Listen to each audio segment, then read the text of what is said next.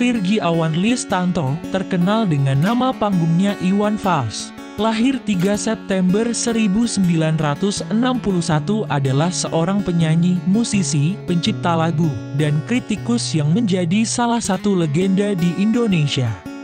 Liriknya banyak menceritakan masa-masa kelam era 1970 hingga 1980-an di bidang politik.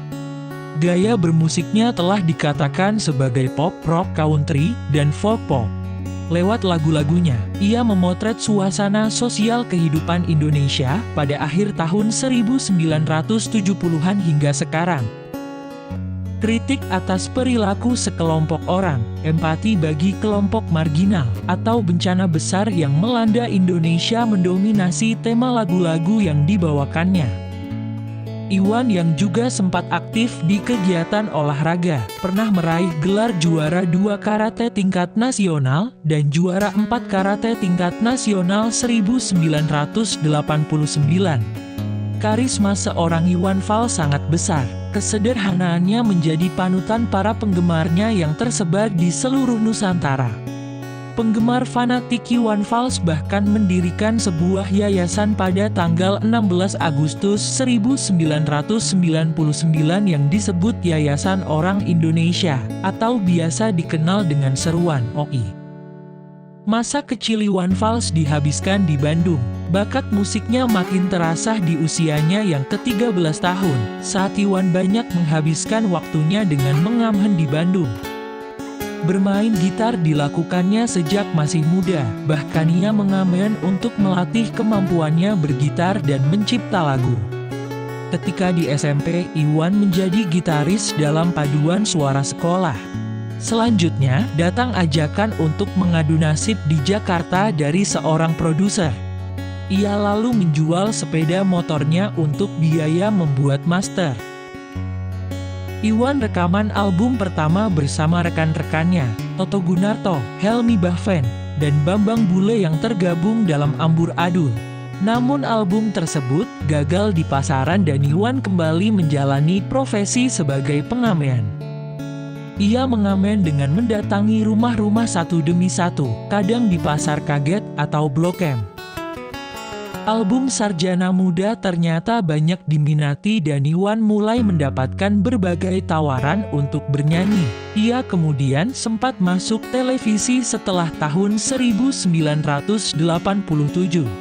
Saat acara Mana Suka, Siarani Aga, disiarkan di TVRI. Lagu Umar Bakri sempat ditayangkan ketika anak kedua Iwan, Cika, lahir tahun 1985. Selama Orde Baru, banyak jadwal acara konser Iwan yang dilarang dan dibatalkan oleh aparat pemerintah, karena lirik-lirik lagunya dianggap dapat memancing kerusuhan. Pada awal karirnya, Iwan Fals banyak membuat lagu yang bertema kritikan terhadap pemerintah. Beberapa lagu itu bahkan bisa dikategorikan terlalu keras pada masanya. Rekaman lagu-lagu yang tidak dipasarkan tersebut kemudian sempat diputar di stasiun Radio 8, Institut Teknologi Bandung. Iwan Fals juga pernah menyanyikan lagu-lagu tersebut dalam beberapa konser musik yang mengakibatkan dia berulang kali harus berurusan dengan pihak keamanan dengan alasan lirik lagu yang dinyanyikan dapat mengganggu stabilitas negara. Beberapa konser musiknya pada tahun 80-an juga sempat disabotase dengan cara memadamkan aliran listrik dan pernah juga dibubarkan secara paksa hanya karena Iwan Fals membawakan lirik lagu yang menyindir penguasa saat itu.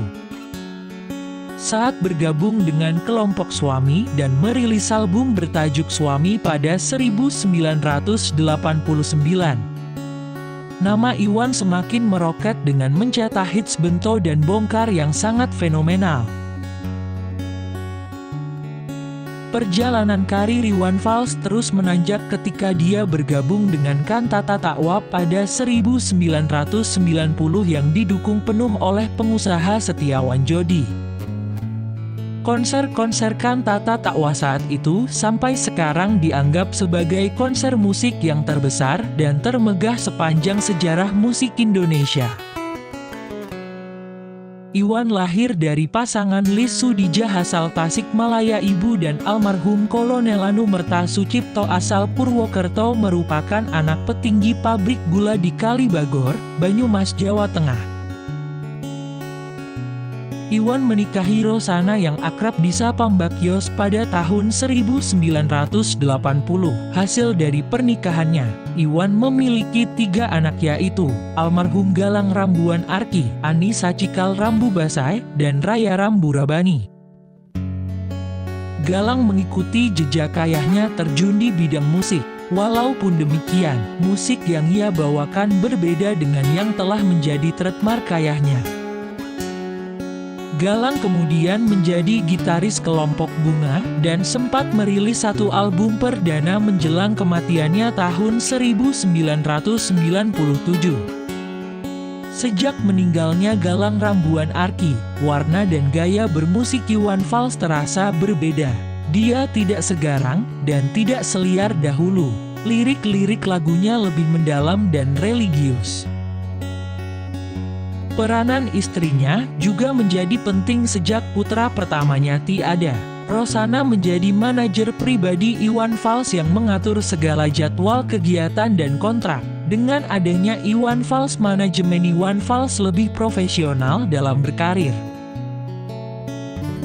Sampai di sini dulu video biografi singkat tentang Iwan Fals. Nantikan video-video biografi lainnya di video selanjutnya. Jangan lupa like, subscribe, and share.